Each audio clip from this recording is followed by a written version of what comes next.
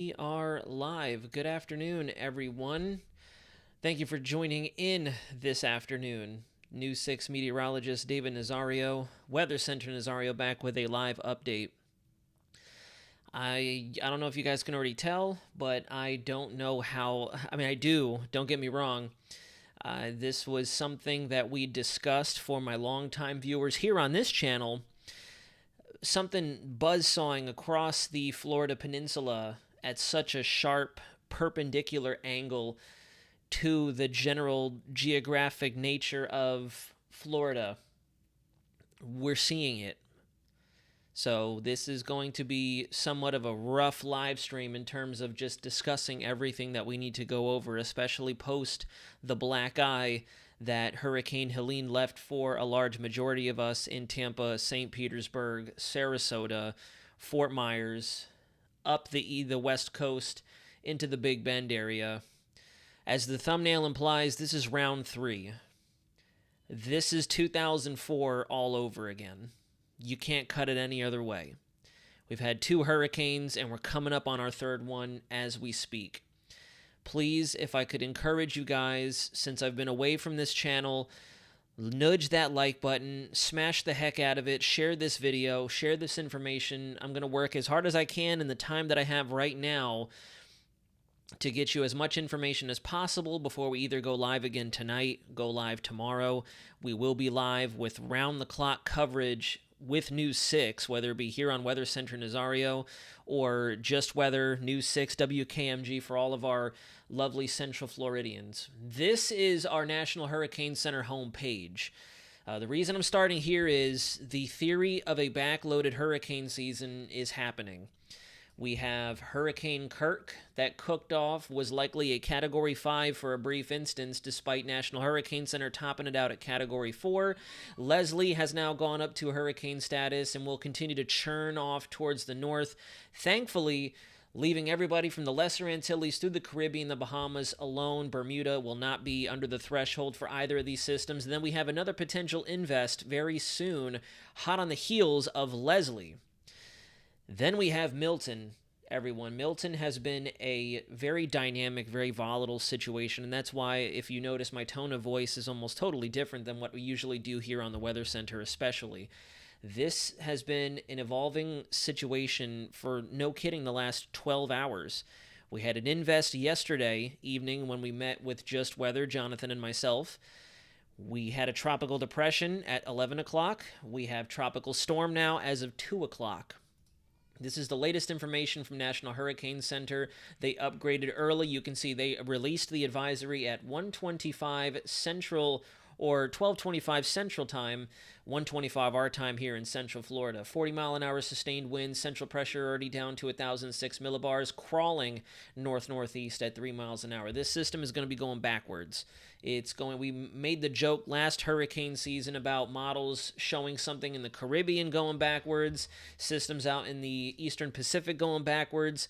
That's pretty much what we have going on here for all intents and purposes. This is our first track. This is our first track forecast, and another reason why I'm kind of stumbling over my words is if I turn the cone on here, and I know this is going to change, I know this is going to shift, but this takes it right into downtown Tampa, Bradenton, St. Petersburg. This takes it right over my house. The center of circulation, if this track were to hold true to the T, would put this right over where I live. There's Tampa. There's St. Petersburg. Sarasota would take a direct blow from this system and likely be rearranged for a very extended period of time. This would take the center of circulation right up the I-4 corridor, very reminiscent of what we saw with Hurricane Charlie back in 2004. My area is right here. I'm right there, not even joking. I know you guys can't see the streets from where you're watching, but I'm right there. This is where the center is expected to track according to the first advisory, and I will once again say again, and I will emphasize this is going to change, okay? This is going to change. Right now, I full-heartedly believe, as well as the News 6 team of meteorologists I'm working with, believe that we have a margin of error about yay big. It could track as far north as Clearwater, Spring Hill. It could track as far south as Port Charlotte, Sarasota, Venice Beach. So regardless,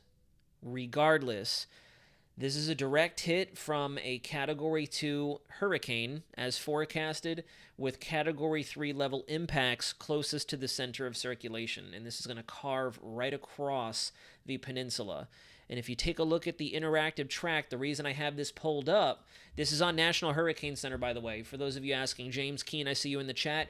This is on National Hurricane Center. This is their interactive track, the warnings cone interactive track. And what I did was I changed it to the satellite view so we can zoom down in and see exactly what we're looking at here.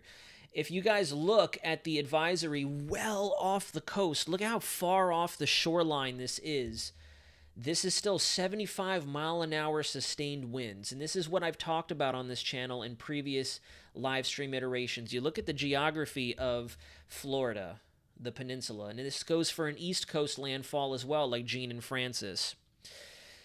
If a system rapidly moves across the peninsula from west to east coast, we're all going to receive more or less the same impacts. We're going to come ashore between 100, we'll say, to 120 miles an hour. That's just a very rough estimate for you guys right now. I know the advisory says 110 on approach, but I'm generalizing it. 100 mile an hour Cat 2 to 120 mile an hour Cat 3, we'll say hypothetically, making landfall in the Bradenton area. It's going to come off the Space Coast likely as a 75 to 85 mile an hour Cat 1.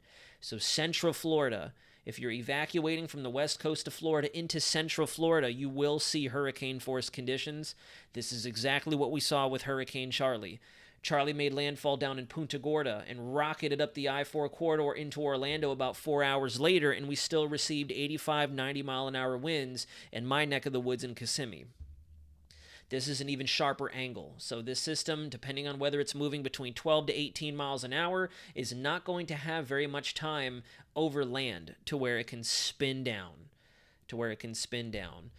And a lot of our models, the continental shelf waters off the west coast, the loop current out there in the Gulf of Mexico, are really not doing us any favors. This is a look at Milton right now in the satellite imagery. A very healthy looking storm, very smaller frame, and I think that's kind of what's working to its advantage right now. It's a tiny storm, and we have been seeing more broad systems out there. Francine was fairly broad, Debbie was fairly broad, Helene was fairly broad, and that's exactly what allowed for a lot of that dry air entrainment, a lot of the shear to take effect on some of the feeder bands. And if you guys recall, I like to use the analogy, shed its skin, shed its husk like a snake or a reptile. They start out very broad. The dry air, the shear begins to work its effect on it, keeping it fairly tame, and it shrinks. It kind of consolidates and mashes all that energy together a little bit more. And if you look at this situation here, what's already working against us is the fact that Milton is starting out fairly small. So the likelihood of dry air wrapping in and the shear really taking hold on some of the outer, bands out of the outer periphery of the system and wrapping in, like we've seen with even Beryl when it came off of the Yucatan, was a far larger system. It managed to knock it down a couple notches. It managed to slow progression. I fully believe if Helene had not come close to the Yucatan and taken in all that continental dry air off the Yucatan and Belize coastline, that system would have been a major hurricane on approach and then continuing to strengthen up our west coast, not staying fairly tame and then hitting rapid intensification as it ran parallel to our west coast. So despite what happened with Helene, we still had certain characteristics in its local area working for us. I don't think we saw the full extent of what Helene could have done because of the dry air. And in this case, the one thing that stands out to a lot of us meteorologists looking at this is this system's already smaller. It's already smaller, more compact, and that's going to work to its advantage as it traverses through the Gulf of Mexico. This is a look at our latest track guidance as of 12Z. I'm going to refresh a couple times just to see if we have 18Z out. I know it's 3 o'clock in the afternoon, so I believe we've passed 18 Zulu, if I'm not mistaken. I know 15Z is 11 o'clock local, so 18Z should have been 2 o'clock. Let me go to Tropical Tidbits very quickly. I do apologize changing the tabs on you real quick. I just want to see if we have 18Z data in just yet. It should be fairly close. No, so we're still looking at 12Z data as of right now. That's okay. The 12Z data does a phenomenal job of showing us what it is we're looking at.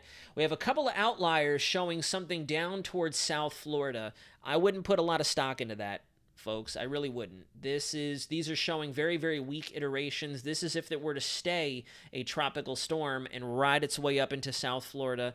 Regardless, still a very dangerous situation, but notice that a lot of our heavy hitter global and higher res models are very tightly clustered pretty much right over top Tampa.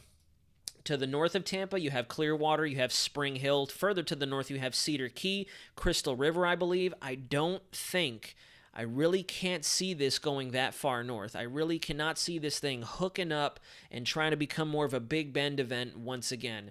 The pattern just doesn't support it, and I will show you that here momentarily.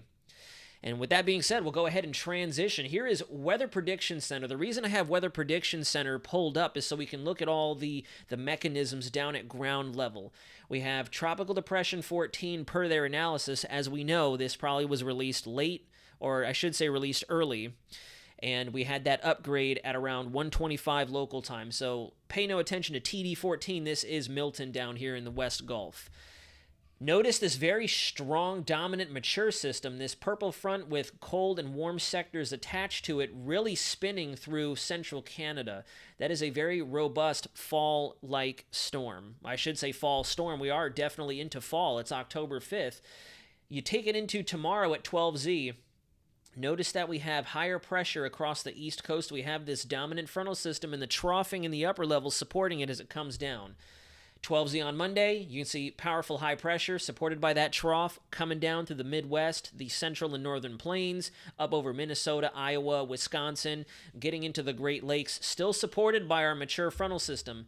You go to 12Z on Tuesday as Milton starts rocking through the south central Gulf of Mexico, and now notice all that high pressure tucked in over the mid-Atlantic, over the Northeast, over the Midwest, with a front almost pretty much parallel to the Gulf coastline. This is reminiscent of an Ian pattern now, an Ian/Wilma pattern. I won't say Charlie. I know I've mentioned Charlie already, but Charlie, from what I can recollect looking way back when, the front was a little more oriented like this. It was deeper into the central and western Gulf of Mexico, and it was a little bit more parallel to the west coast than this iteration. This is what drove Ian coming up from the south, moving north-northwest. If you guys remember, it made landfall and it hooked hard to the right. It hooked hard right as opposed to going right up like Charlie did. It took a more south and more northeasterly track as opposed to north-northeast. So in this case, and I use Wilma as an analog because if you guys remember, as it was moving into the Yucatan, it hooked up with a trough and a cold front like this, very sharply sandwiched along the Gulf Coast states, and that's what boomeranged it back at almost a 90, 80-degree angle through South Florida, right over Lake Okeechobee, just to the south of Fort Myers, Sarasota. So that's why I really can't see this thing moving far to the north like the Big Bend, Jacksonville, getting up towards Gainesville. I don't see it. Is Southwest Florida still in the game board? 110%.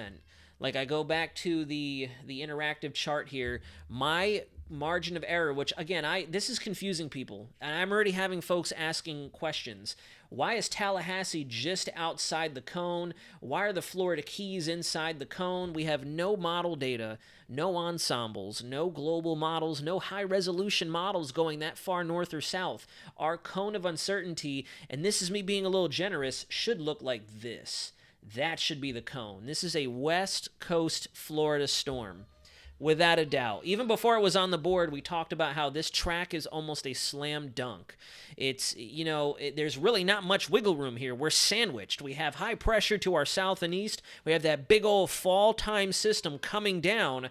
It's going to get pinched off right in between the two systems. I'll pull up the College of DuPage Theta E. We're looking at the NAM in this case, and don't flame me in the comments. We're not looking at the storm. I know we never use the NAM for tropics. I'm not using it for tropics. I'm using it to depict and show you all our fall time pattern. The jet coming down, cool air, dry air from Canada and up north. where we sit right here, this is 33 hours into the 12Z run, and you can see a cold front sitting there plain as day. You can draw this with your eyes closed, honestly, if you wanted to. There's your low pressure up over James and Hudson Bay. There's your purple front, your occluded front. Here's your warm front moving up into the northeast, just moving through Connecticut, Manhattan Island, greater New York State, the Great Lakes, and there's your cold boundary right there. And then there's Milton down there, the center of circulation. That's why it's moving so slow right now. That's why it's moving so slow. We haven't felt the tug of the troughing coming down just yet. We're still parked down there because of the gyre and that broad spin that pulled this area of energy up from the East Pack to begin with. You take the clock forward just a little bit more, and notice how we have a whopper of a front. Now look at that. Look at all the cool air. It's so sad because down here in Florida, we are bracing for round 3. Debbie was like a rookie boxer. Then Helene was flipping George Foreman. And now this is going to be Mike Tyson coming in with that infamous left hook to, dare I say, try to put us on the canvas. It's no joke. I know I use an analogy to try to, bring a little bit of light to it, but it's so true. George Foreman was such a hard, heavyweight hitter, and that's how I look at Helene. Helene left such a bad damage path up from the Big Bend all the way into the Appalachians, the Carolinas, Tennessee, you name it. And now this system's just going to ricochet right over the peninsula and just finish it up. Finish it up. So here, I'll draw it in for you guys. Look at all this cool air up over the Midwest. Now it's kind of the unfortunate thing I was getting at before going into that sidebar. The rest of the United States is looking great. They're embracing fall. They're getting the full fledge of fall. They're looking Great Lakes, Illinois, where we saw the tornado season up in the Northeast, the areas that were affected by Helene, they're going to be sitting pretty. Cool temps, low humidity, no real chance of any thunderstorm activity. But then down here, because of where our front is now, look at that. There's the front right there. That's your force field. That's your force field that's going to drive this system due east-northeast. It's got nowhere else to go. It's not going to go backwards. It's not going to go to Texas. Nobody go mentioning that at all. I'm sorry if there's anyone watching from Louisiana or Texas. It's not going to suddenly turn the other way. No, it's moving against the typical flow, and that's why everything is going to be so bizarre for us here in the state of Florida. Let me look at the chat because I do see some comments coming in. We also had that invest early on in the season that passed right by Tampa Bay. That is correct. Mark Sicuso, good analogy. Thank you very much. Zenful, thank you for that as well. I just messaged someone from Orlando. Raise your hand if you're in Tampa. Yes, definitely raise your hand if you're in Tampa, for sure. Based on timing, is it possible the front coming from the north could help prevent the storm going further as it grows? Yes. PebMets, that's actually exactly why I have this pulled up right here. Excellent question, and thank you so much for the $10 donation. I do appreciate that tremendously. So if you look at where... I was going to say Helene. If you look at where Milton, can you guys believe that as a matter of fact as well? Look at how fast the season is cranking. We just had Helene, what feels like days ago, and we're already down to M. So that backloaded season is definitely in full effect. So there's our trough, big old trough over the East Coast, and here's our subtropical jet ripping across the southern tier United States, and look at the extension of that trough. I know it looks fairly weak here, right there. That's what's going to help to gravitate this system up towards the north and east as it trucks east-northeast at maybe about, we'll say if we're looking at a compass, about 45 to 60 degree angle. Look at this dominant anticyclone down here right over the Bahamas. So your choke point, your pinch, if you will, your path of least resistance is right there. Maybe that's why National Hurricane Center has such a wide cone, because they're just looking at the broad perspective when generating this forecast. Because if you notice, where I drew my pink lines there matches up really well with how wide the cone is. Am I saying it's going to go that far north? More than likely not. Am I saying it's going to go through the Florida Straits, miss Florida altogether? No, I'm definitely not. Those are not the most likely outcomes. The most likely outcome is our area of incidence is going to shrink to this more than likely. It'll either miss Orlando to the north, it'll miss Orlando to the south, but regardless, even if all the thunderstorm and heavy rainfall is loaded to the north, the dirty side of this system, that right front quadrant, because we're going backwards here, is actually going to be the south and southeast quadrant of it. So even if you're getting the thunderstorm activity to the north side of it, we're still going to have very strong winds to the south because it's moving with the opposing flow. I know that sounds very weird for you all, but that is the case in point here with this system moving in. So now somebody already mentioned, I'm not going to spend too much time on this, but if you notice, we're underneath an anticyclone. We have lots of outflow coming in. If this system continues to close off and further consolidate and strengthen, it's going to wall itself off from a lot of this wind shear. We might see it start to weaken on approach, which is good news for us, but regardless, if this continues to feed off of the diffluence that's spreading in the air, you can see on its north side, all these red shades here on the wind shear product, it's going to continue to strengthen, and it's already trying to take advantage of that. But there will be wind shear, there will be dry air. I'll switch over to our relative humidity, and bam, look at that. There will be features in the environment that will try to fight this system off. It will try to fight this system off. So it's still, despite the models really hooking to this is still not a Helene pattern. So the fail potential is still there. Models look gloom and doom right now. National Hurricane Center track looks gloom and doom right now, but we also have to emphasize that there are factors we can't ignore that could still play to our favor. Remember Francine? Francine was slated to go major hurricane. Everybody was saying Cat 4 to New Orleans, and it ended up capping at a Cat 2 because the dry air and the shear worked in our favor. There is still that potential here. The models just aren't showing it right now, but we can't ignore what's on the table. And the fact that we have such a strong frontal boundary coming in would tell us naturally there's going to be a stronger temperature gradient. Tropical cyclones do not like gradients. They like uniform heat. They like just hot air and lots of moisture. They don't like fronts. They don't like jets. It's all bad. It's all detrimental to their growth. So in this case, we have to remind ourselves that the models are looking very sinister and very scary, but we have to hold true and kind of just clinch up and hope that we see, oh, there's the dry air, there's the shear.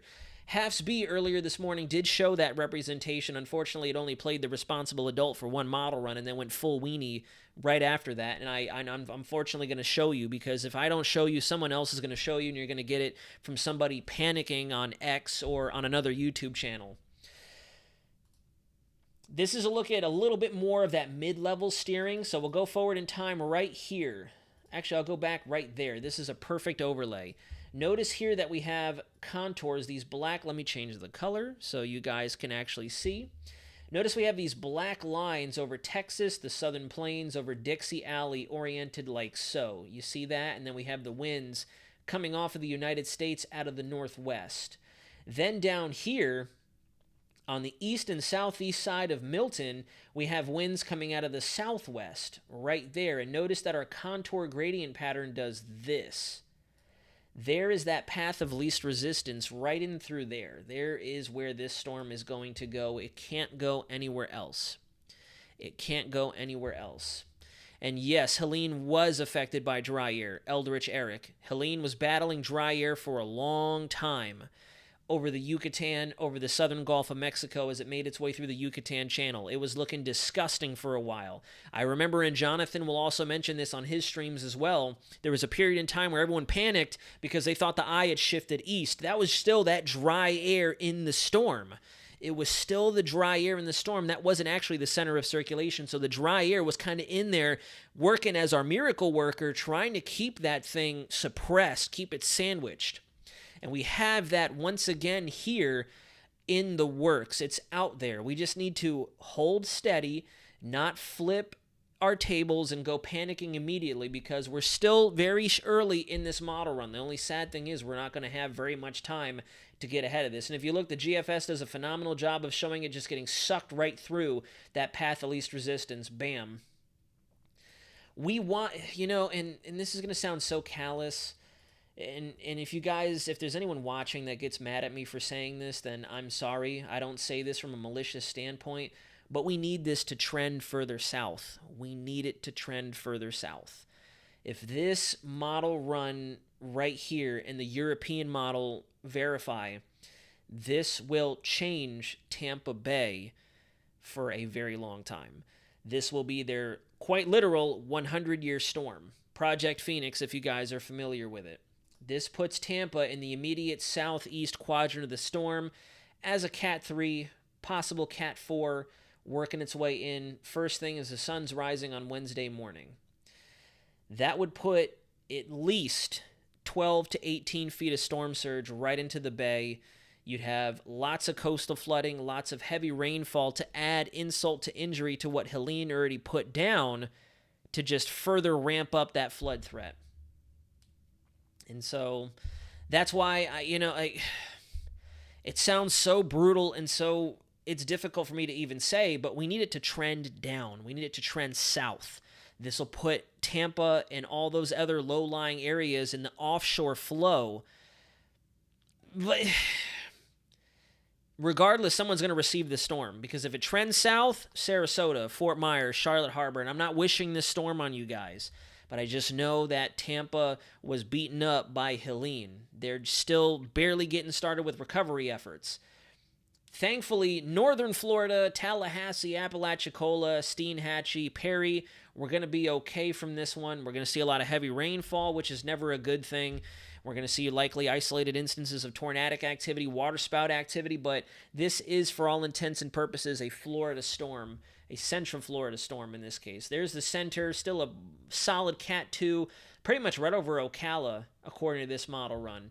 And I'll shift this over to the European model so we can take an even closer look and show what the Euro is showing really fast. Just before we continue to move through the live stream, I'll pull up Central Florida. That's how zoomed in I can take us here. I'll pull in Central Florida. 48 hours. This is on Monday morning. Already seeing heavy rain, heavy bands coming in. 72 hours, Tuesday morning. We get that first wave of hors d'oeuvres, as I would like to call it, out of the picture. Calm before the storm. You fast forward to 96 hours. Here it comes. And you can see at 108 hours, Euro bringing a Cat 2, Cat 3 directly into St. Petersburg. Directly into St. Petersburg. This is also a worst case scenario for Pinellas and Hillsborough County. And Polk County is not out of the woods. This is a Lakeland issue. This is a my issue. This is a Four Corners issue. This is a PM issue. This is an everybody issue. The European model has it churning right through the Four Corners counties. At 120 hours, this passes right over Orlando. And remember what I said with these very sharp angles across our peninsula. It comes ashore as a Cat 2, Cat 3. It exits the coast as a Cat 1. Hurricane for everybody. Even if it downgrades, let's say hypothetically, to a tropical storm Milton for Brevard and Volusia County, the Space Coast area, Patrick Air Force Base, Space Force Base, that's a mouthful. You're still seeing Category 1 level effects closest to the center. You never want these systems to slash across the peninsula like this, especially a flat peninsula. And this is the European model. And you know the European model is usually very frugal and tends to undersell the system a little bit. Here's a look at our latest European ensembles. The European ensembles have only been going up. Lots of major hurricane members right here. In fact, I'm pretty sure I can pull up the actual individual model members. But regardless, take a look at where everything is focused. Here and here. Everything is focused, your strongest members, and the different shades of coloring here, all the members are so botched together, you can't delineate between individual members, but the key takeaway here is a lot of the ensemble members between Spring Hill, Clearwater, Bradenton, Venice Beach, and Fort Myers are between 974 and approaching the 950 mark. So a major hurricane coming right into the West Coast. There's no other way to talk. I can't downcast this. I can't not sound like hype. I can't not. There's absolutely no way to cut this at this point. I would love to meet a meteorologist or a weather forecaster or another social media content creator who can say this in any way, shape, or form that doesn't come off as hype or fear-mongering or anything like that. This is mandatory evacuation. This is get the heck out of Dodge as soon as you can. This is, if you stick around, you're putting yourselves, whoever you're with, in such a great risk of danger. And that's why I started this live stream with such a somber tone in my voice, because this is literally, it's Bonnie and Charlie on steroids. Bonnie in 2004 came ashore in northern Florida, like literally Bonnie and Charlie, because Bonnie hit as a tropical storm northern Florida at the very start of August. And then right behind Bonnie came Charlie, the small, compact storm that just ripped through the peninsula. Folks flooded with Bonnie. And it's eerily reminiscent of that. I know you can't compare Helene, a Cat 4, to a tropical storm, but I distinctly recall a ton of folks flooding from just Tropical Storm Bonnie. And then a week and a half later, Charlie came and finished it up.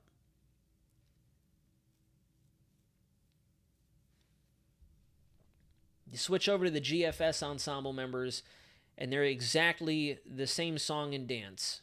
The same song and dance as the European model, showing a Cat 2 to a mid-grade Cat 3 coming ashore over the Florida Peninsula. Oh God!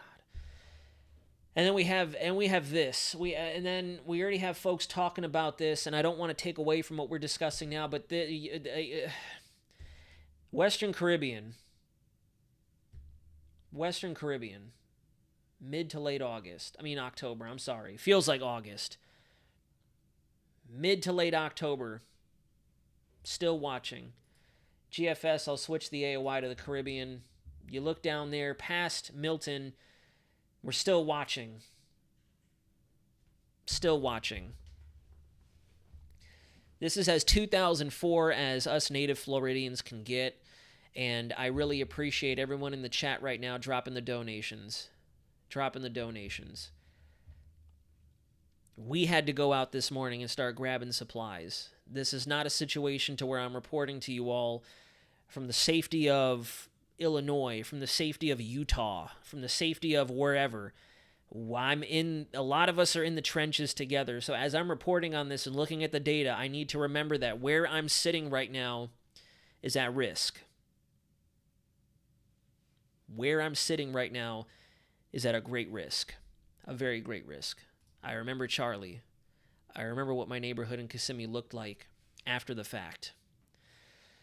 Let's get into the HAFS models. The hurricane models are doing us no favors. A lot of us were taken by surprise when 6Z came out, and we saw such strong solutions.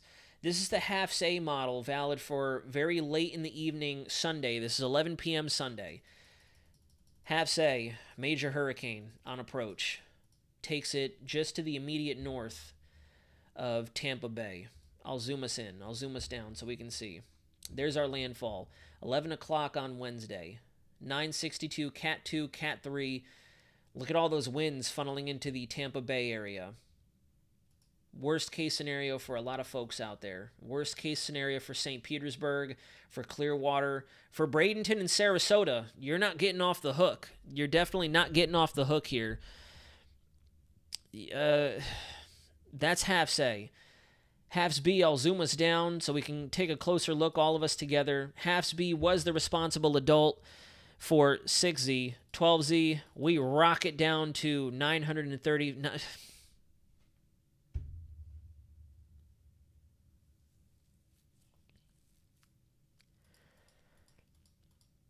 Approaches as a Category 4, same spot. Maybe closer to the Spring Hill, Clearwater area. Catastrophe for Tampa Bay.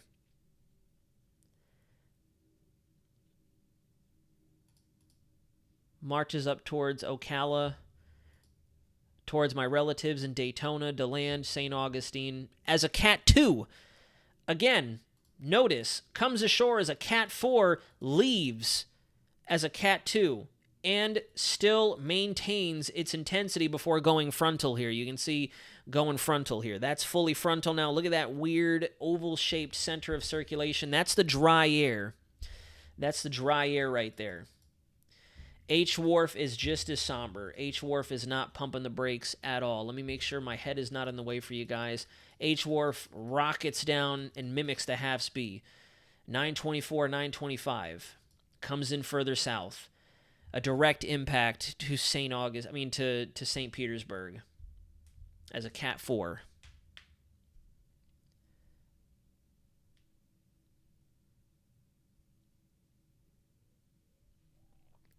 You take it a little further in time, Orlando will be seeing Cat 3 winds. Orlando, PM in the chat. One of my retired commanders here in Polk County, in Osceola County, Orlando, the Four Corners, the attractions. Cat 3 knocking on your doorstep.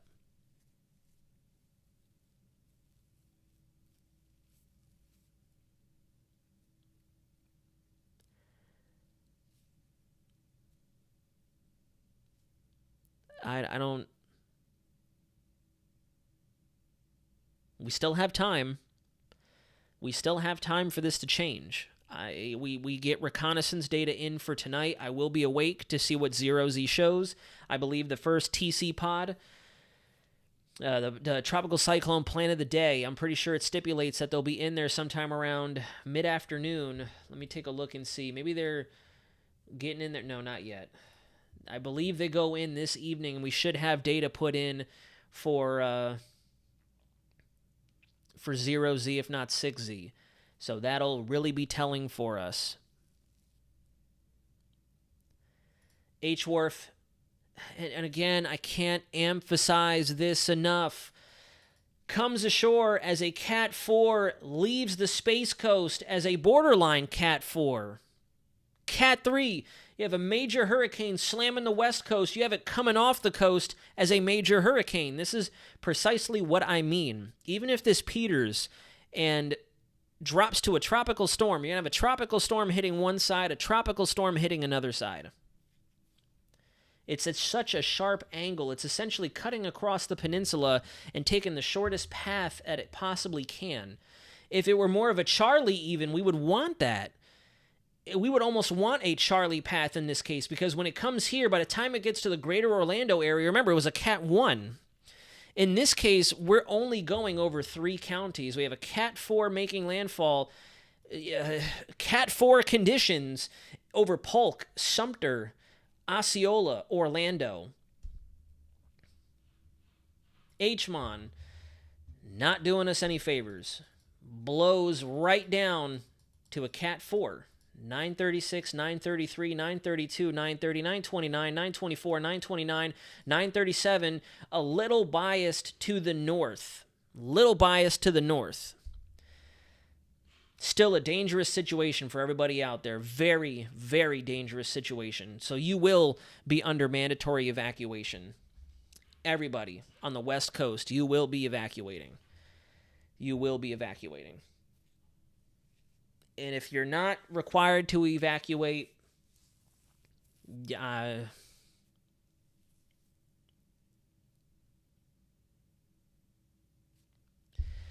there you have it. 8-Bit Bro in St. Augustine, it could get bad. It could get bad, depending on how hard this comes ashore and how fast it goes again offshore and how far to the north it is. H-Wharf, for example, here, the HMON, the HMON here puts a Cat 2, Cat 1 right off your coast. Jacksonville, St. Augustine, right there. Go back to the H-Wharf. Further south, but you're still going to have, look at all that onshore flow for St. Augustine and Jacksonville. Daytona Beach. What just happened? Can you guys still hear me? Something just happened to my live stream.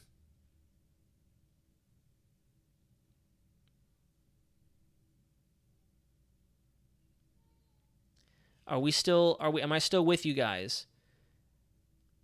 For some reason, my thing just said not enough memory. Can you guys still hear me okay? Somebody post in the chat if you guys can still hear me. I don't know what the heck that was. That was weird. Okay, good. I was going to get so angry if this cut off. We do not need this to cut off right now. Everybody in the chat right now, please, please, please, and I'm urging you at this point, hit the like button. Get this information out there. Because the song and dance with Helene, and I'm not saying that notice I'm not saying subscribe. Notice I'm not saying subscribe. I'm saying share this information. Share it. I'm not worried about subscribers. I And for those of you out there who are going to comment later on and say clickbait, fearmonger, he just wants the subs, that's excellent. What am I going to do with subs as a hurricane comes over my house? It's just as bad as when I was documenting or covering Helene and somebody came into the Just Weather chat saying this dude has no idea what he's talking about. He just wants subscribers. It wasn't even my channel. It was not even my channel. So right now, I would say we need to prepare for, at the minimum, Category 2, Category 3 level effects. We need to be prepared for that. We need to be prepared for Cat 2, Cat 3 impacts. I would say at the point we're sitting at right now, just looking at the satellite image for this system, with more thunderstorms already popping off right near the center, we have more hot towers going up as we speak. Right now, I don't see this. I can't see this being sloppy. I can't see this being a sloppy system. I really don't. I can't see this being anything less than a Category 1. Category 1 would be best case scenario for us at this point. And even then, we were concerned with a tropical storm just because of the fact that the West Coast just dealt with Helene. So please hit that like button as hard as you can. Thank you tremendously for the folks in the chat that dropped the wonderful donations. It's sincerely appreciated. For those of you, Natalia, good to see you in the chat. You should be preparing right now. I already went out today and made sure to stock up on batteries, canned goods, pet supplies, lighting equipment, bug spray, first aid. You need to be preparing right now. It's Saturday afternoon. We have until Wednesday morning. I would argue we have until Tuesday night.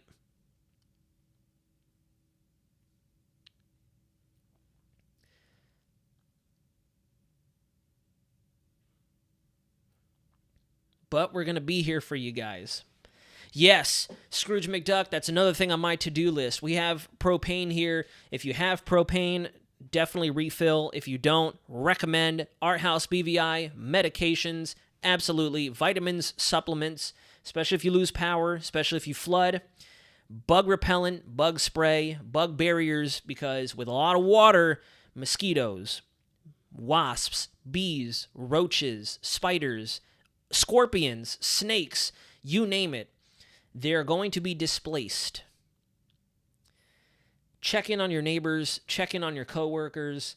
This is still a very dangerous situation right now. Even if this thing only comes ashore as a Category 2, it will be flying across the peninsula. Look at all the ground that it covers in 12 hours. It comes ashore 7 a.m., maybe 9 a.m. on Wednesday. It's already a few hundred miles off our coast in less than 12 hours after that.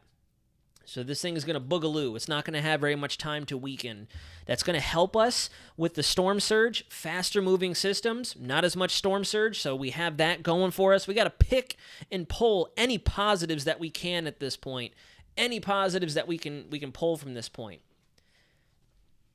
So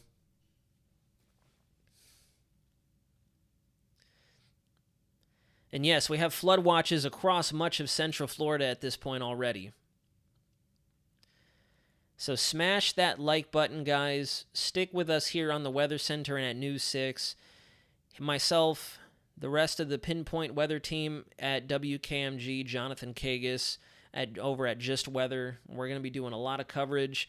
Our studio manager is already firing out updates and heads-ups that we're going to be going probably wall-to-wall throughout this event.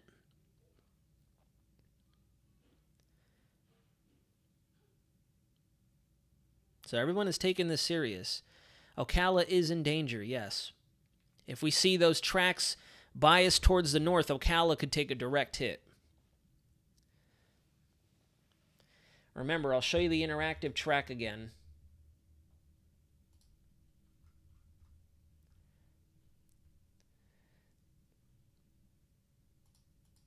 There it is. It could come ashore as far north as here, as far south as down here. So everywhere inside my pink lines right here are in the danger zone. take this very serious. Even if it doesn't make it past tropical storm intensity, take this very serious. We have a lot of folks hurting out there, a lot of water still sitting around out there, and it's only going to add insult to injury.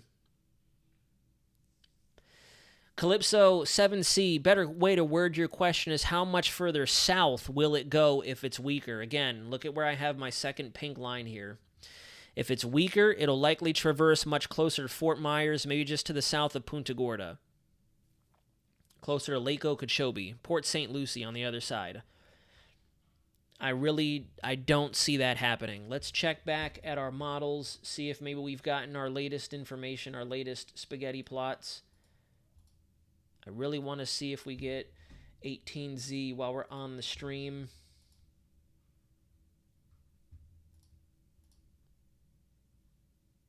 $18Z, okay.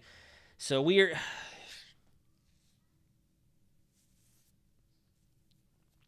even more tightly clustered right over Tampa. 96 hours.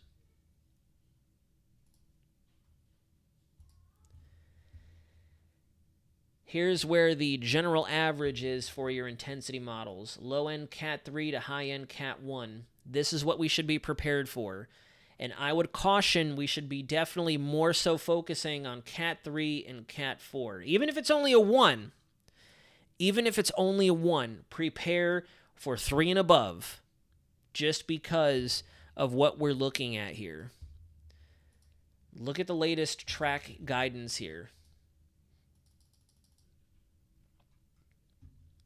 4 days. 4 days with such a tight clustering from Spring Hill, maybe Crystal River, down to Bradenton. Right across Central Florida. Right across Central Florida. That's directly over Orlando. Directly over where I was born, Altamont Springs. Just to the north of Melbourne, Cocoa, Patrick Space Force.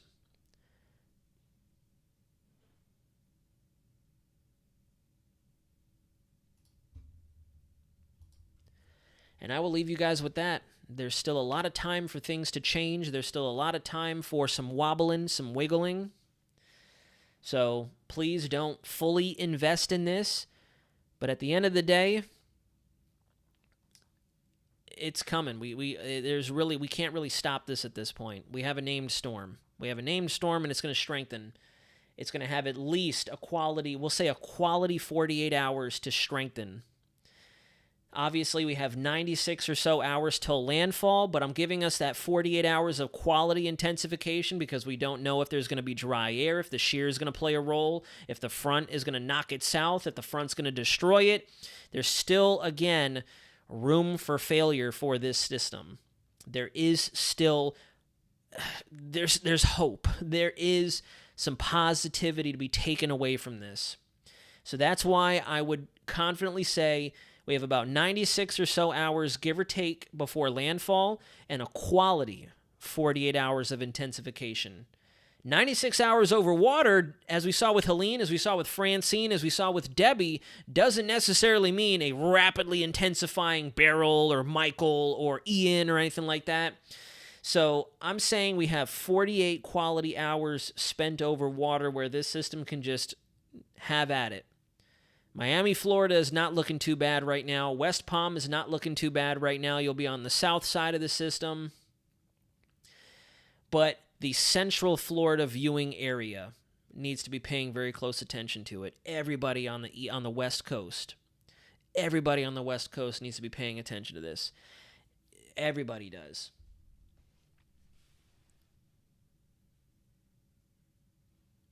Miami, Fort Lauderdale are going to be okay. You're still going to have to do battle with the infamous tornado waterspout risk, your stronger squall lines, your feeder bands, but it's Central Florida. I'd argue one of the more densely populated areas of Florida where people tend to flock when these systems come ashore. Central Florida is going to possibly take a pretty decent beating from this. I'm going to take a decent beating from this.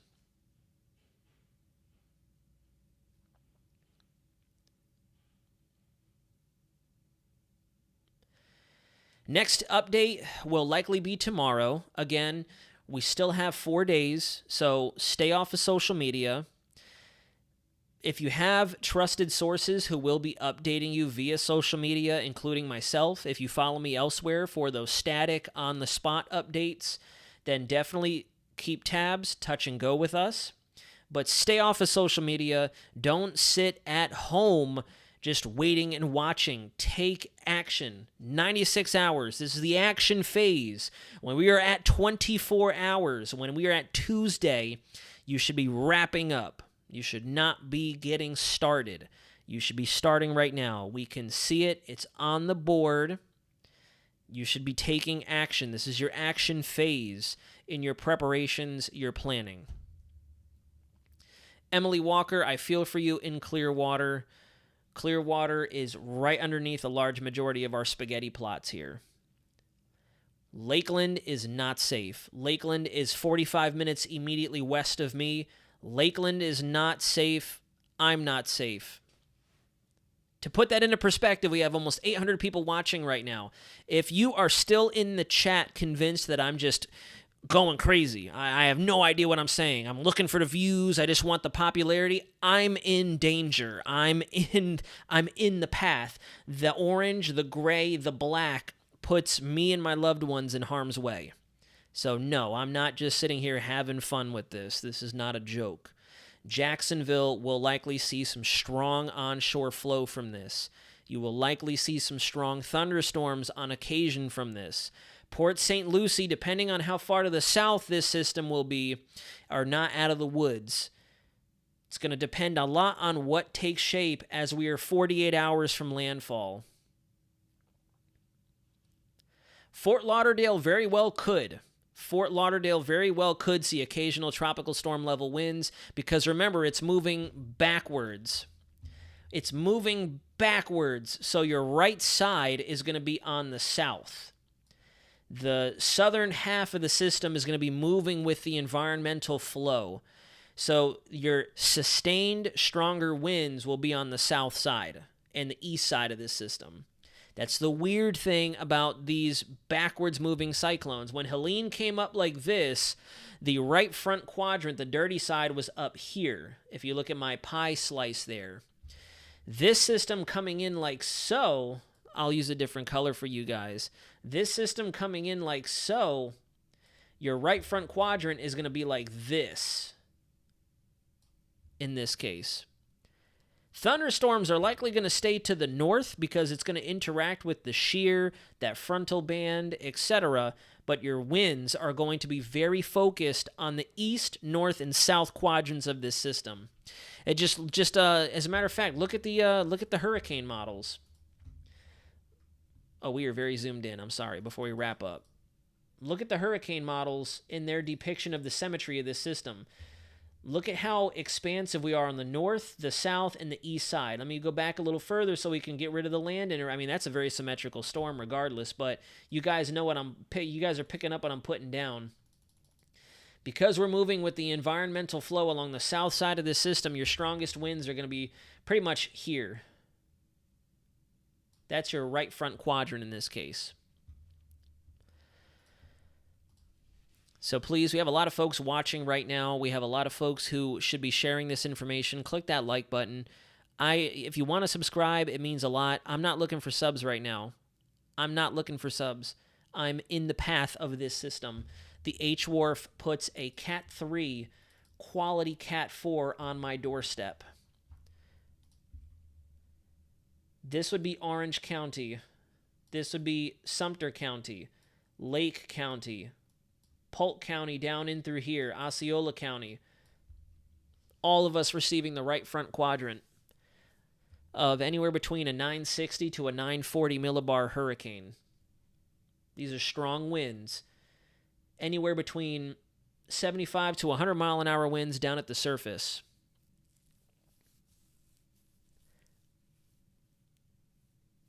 .75 to 100 mile an hour winds where we can feel them. We will be okay, Thomas. We will be okay. I am not going to evacuate. If anything, I'll hold up in News 6 while we're wall to wall. I will probably be at News 6 working on this. This takes it right over our studio as a Cat 3, maybe a Cat 4, but I'm going to say Cat 3 to downcast it a little bit. Takes it right over Orlando, right over News 6 as a Cat 3.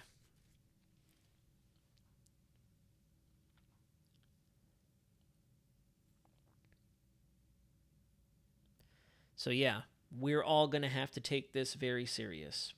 Still time for this to change. I need to reiterate the positives here.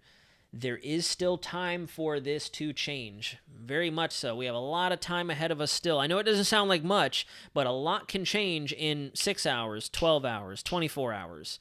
We have 96 hours before this thing is touching the coast. Hey, Naz, my brother lives in Central Florida. Please warn them harder. I want to, Sherilyn. We're going to be going hard at News 6 to get all this information out. James Wood, if we have a major hurricane coming up the coastline and moving in at this orientation, anywhere from the center south with that onshore flow could see anywhere between 8 to 15 feet of storm surge. And that's a very, very rough estimate. We saw higher with Helene.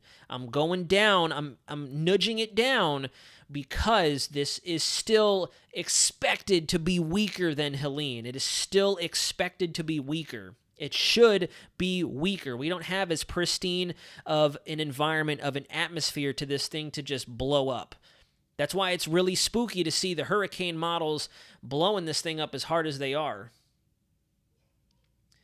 So we'll have to wait and see. News 6, you can download our News 6 WKMG app on your cellular device, your smartphone, whether you have an Android or iPhone. You can tune into us live on YouTube. I believe we'll be live on X, on Facebook. We'll be live on as many platforms as possible. News 6 is in the greater Orlando area. We do, our viewer base locally is across Central Florida. Yes, Vicky Sue, I am Channel 6, yes. So for anyone who may be brand new to this channel, I'm not making this up. I still want to sound so modest saying this, but I'm one of the pros. So one of the News 6 pinpoint weather team. And we're going to be working very hard. We already are. Our weekend meteorologists are pumping out content. They're going live. They're on television talking about this. And we're just only going to ramp up coverage through tomorrow and especially Monday through Wednesday. So we are not going anywhere. I'm not going anywhere. I literally might be elsewhere, from probably in the studio, hunkering down, as Chief Met Tom Terry would say. But Highlands County, depending on where this thing wobbles, will still likely see tropical storm conditions. Fort Myers, Sanibel, we're honestly, yeah, Nancy Gokul, I don't know why I'm not saying I'm a pro. I do weather for the military. Just because I just started with a news network doesn't take away from the fact that I have 10 years of professional experience. But again, I don't want to sound like I'm so.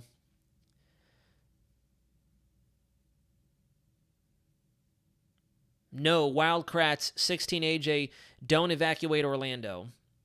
If you feel the need to and you have somewhere easy that you can travel to, then okay, but don't, because you'd have to go on such a road trip, an easy 4 to 7 hour road trip, and we don't want you to do that either. The longer you're out on roads, in the public, in the midst of all this, the greater the risk. So if you are in Central Florida, just batten down the hatches, flood preventative measures, secure windows, lock doors, bring your vehicles inside, bring your pets inside.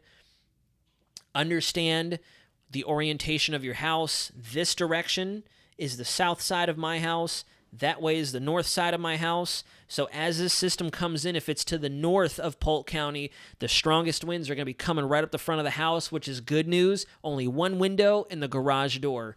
So it's not like there's a lot of a risk that there's going to be shattered glass and debris flown into the house, thankfully. So I would definitely encourage you guys to do that as well. I know some meteorologists mention that, but as this system is approaching, do a quick sanity check of your house. Where is north, south, east, and west? Where are the winds going to be coming from on both sides of the storm? understand I have windows, I have loose objects, I have potential projectiles on this side of the house. I need to secure them, move to this side of the house. When the storm is past, I need to back build and go to the other side of the house.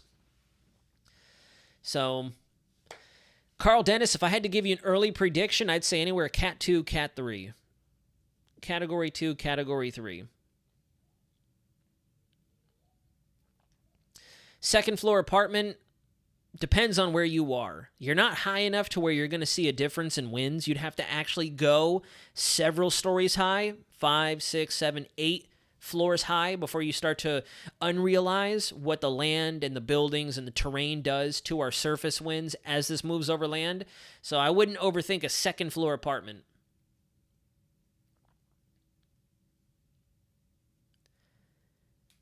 No, anything over 60 miles an hour is not safe. If we're looking at hurricane force winds in the greater Central Florida area, then power outages, damage up the yin-yang. We had 80 to 85, maybe 90 mile an hour winds with Charlie, and we were without power for 5 to 7 days, and the whole area is wiped out. Sarasota, you should brace for hurricane conditions. You should be prepared for hurricane conditions. This is not going to hit Georgia this time. You're going to see rain from it, but this is not going up. This is just going straight east, going right across Florida. Corey Castle, once again, you should be prepared for hurricane-like conditions, period, because there is still a potential that this wanders south. Still a potential that this wanders south, but right now they are definitely more Central Florida oriented, looking at our 18Z guidance right now. Hillsborough is likely to receive the worst if this guidance verifies. Lakeland will receive a heck of a brunt of this system. It could go out into the Atlantic and intensify, yes, all over again. But the positive thing is, once more, if you look at the orientation of our frontal system, it's not going to be an issue for anybody outside of maybe, dare I say, Bermuda. We're going to have a nice barrier over the East Coast. So Florida, we're riding this out by ourselves this time. This is not going to be a North Carolina, South Carolina, Georgia, Alabama. You guys are in the clear. This is strictly a Florida event. And the Bahamas. I know I got Bahamas viewers out there. But the Bahamas, you're not out of the woods either. Brevard is going to see it. Brevard is going to see it. Stuart, Florida should definitely be concerned. We all need to be concerned right now. Not worried, not panicking. We need to be concerned. We need to be taking it serious. We need to be respecting it. And we need to be taking action. We need to be taking action.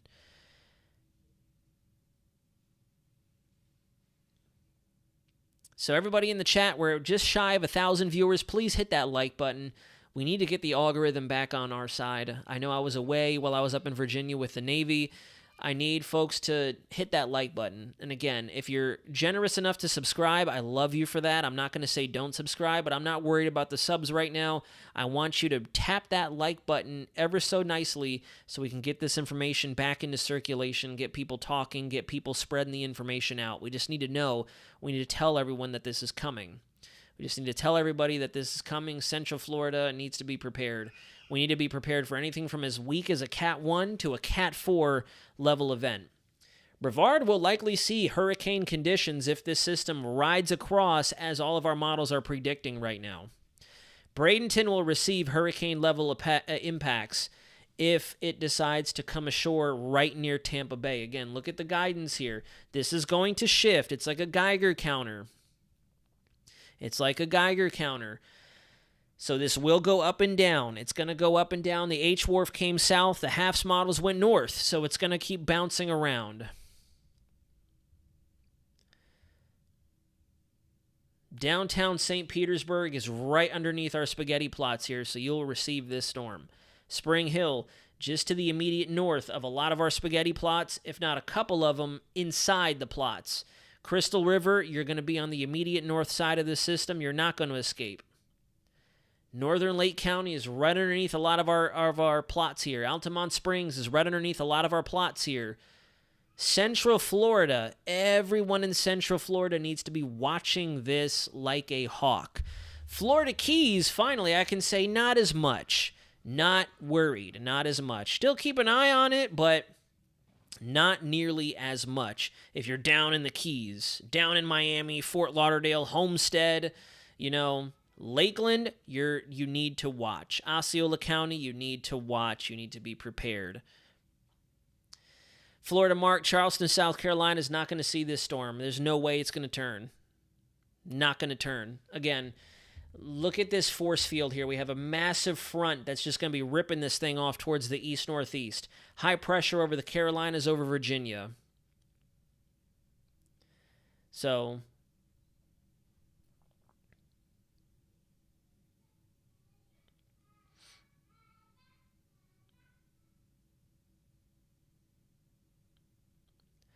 right now, I don't even need to make a prediction because the Hurricane Center has a prediction out there for Brandon, West Florida. We're looking at anywhere between 100 to 120 mile an hour winds for Brandon.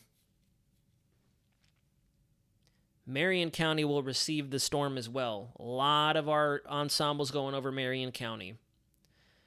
Port Charlotte, ensembles still going over Port Charlotte. You need to take this serious. All the West Coast from Port Charlotte, Fort Myers, Punta Gorda, all the way up to Spring Hill, Clearwater, Crystal River need to be paying attention to this.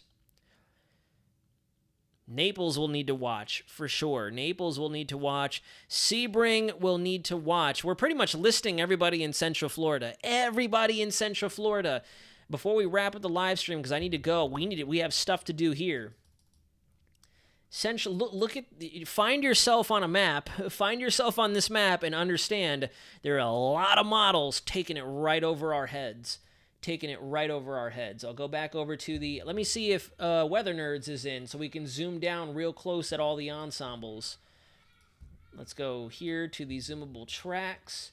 Forecast hour. This is in fact the 12Z from today. We'll go to 120 hours. The storm should be through us at that point.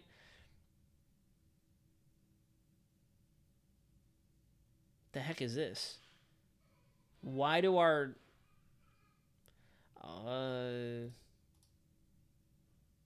Okay.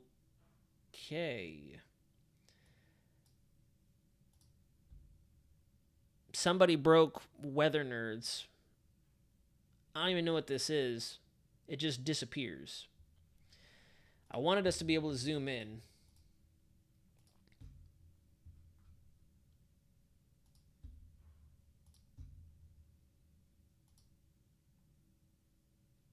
There we go. Lots of ensemble members right over Central Florida. Ramesses, if I'm saying that wrong, I'm sorry. There is the potential to receive 100-mile-an-hour winds in Orlando. If we have an H-Wharf solution that verifies, Orlando will see hurricane force winds. Yeah, again, everybody asking questions right now in the chat. Everybody, because of the angle that this system is cutting across the state, we will see hurricane impacts on one coast and potentially hurricane impacts on the other side. It's going pretty much perpendicular to the angle at which the peninsula sits. It's cutting it right in half. So whatever comes ashore on the west side is pretty much going to be almost the exact same song and dance as it exits the east side. Tallahassee, you're looking really good in this case. Notice there is not a single member that goes towards Tallahassee. Not a single member. So, Millie to Ebanks, Hillsborough, Tampa, you will likely have to evacuate. Bradenton will likely have to evacuate. Hopefully very soon.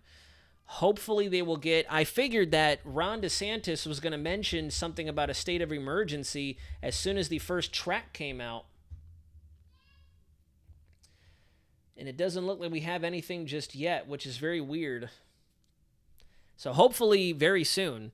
Tornado risk will definitely begin Tuesday night, Wednesday, and likely continue through the day on Wednesday. But I hate to say it, guys. It is 3:54. Just going to check one last thing before we cut the live stream because I have things to do. We all have things to do. And when I say that, you know exactly what I'm talking about.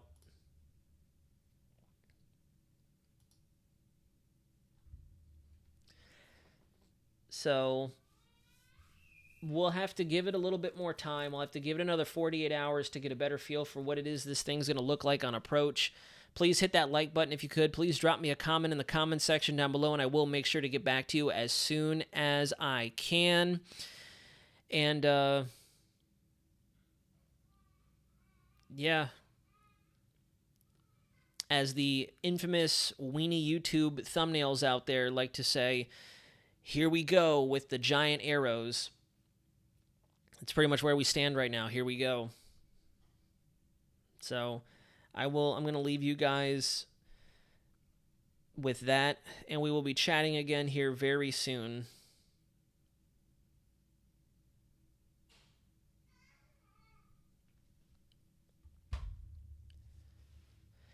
Carl Dennis, excellent question before we wrap out. Models had it weak because there were too many little individual spins in the local environment down there over Southwest Gulf, over Western Caribbean, the East Pacific.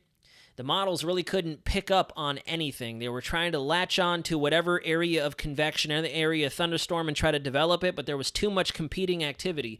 That's why it seemed like we were back and then we're done. We're back and then we're done. And then we're back. And then we had the area of low pressure spin down there pull what was left of, I think, Depression 10 or 11 in the East Pac into the Bay of Campeche. It merged with a bunch of leftover tropical energy up there, and that's how we spun this up really quickly.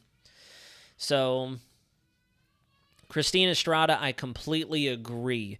Completely agree. Nobody in the state of Florida is going to be thinking this season is a bust. Nobody. I, by far, do not think this season is a bust. So, I will see you guys again very soon. We'll see you again tomorrow. I'm going to give it the rest of the night. Lori Jill Hodson, you're very welcome. Twilight Firefly, thank you for coming in. Everybody in the chat, thank you for coming in. I'm going to give you guys until tomorrow. I'm not going to bombard you with information. I'm not going to tell you the same information because I highly doubt we're going to see very big changes to the rest of the day today. And we'll be back again sometime tomorrow, maybe mid-afternoon again. And I'm really thinking of putting together a small briefing for even my church tomorrow morning, just to get everybody in the congregation up to speed on what's going to be happening. So thank you all very much for watching. Stick with us. Stick with News 6. Stick with your trusted sources. There's going to be a lot of excitement out there, and I don't mean that in a positive way. There's going to be a lot of folks flying around and talking about this. Points go to the non-weather person, Weather Channel with the scariest type picture. Brett, I'm not sure if that's directed towards me or if you're saying that that's like a competition we're going to have. Because again, if that's directed towards me, I am as weather of a weather person as I could possibly get. So please continue to check back with us here on the Weather Center. Check back with us on Just Weather. Check back with us on News 6. Check back with wherever you can get some quality information. And we'll see you again tomorrow. I'll make time to talk tomorrow once we get another 24 hours of continuity under our belt so we can get a better feel for how our models feel, especially once we get some reconnaissance data. Oh, okay, Brad, that's kind of what I figured, because there's going to be a lot of that. There's going to be a ton of that. There's going to be so much crap out there. I've been seeing a lot of crap already. Hurricane, no hurricane. Big hurricane, tropical storm, Cat 4. It's like, y'all are way too reactive to model runs, and you're getting so many views, you're going to confuse everybody. You watch a video, it gets 100,000 views saying rain. Then you watch a video like mine, and you're seeing major hurricane. You go back to that other video, rain. It's like you're going to confuse viewers. You're going to get people hurt. So, but anyways, that's neither here nor there. We'll talk to you again very soon. Please be safe. Please take action. Please pay attention. That's all we can do. Pay attention. Leave me a comment in the comment section below if you have any questions, comments, or concerns. I'll make it a point to get back to you as soon as I possibly can, and we'll see you again soon. This is Weather Center Nazario, signing out.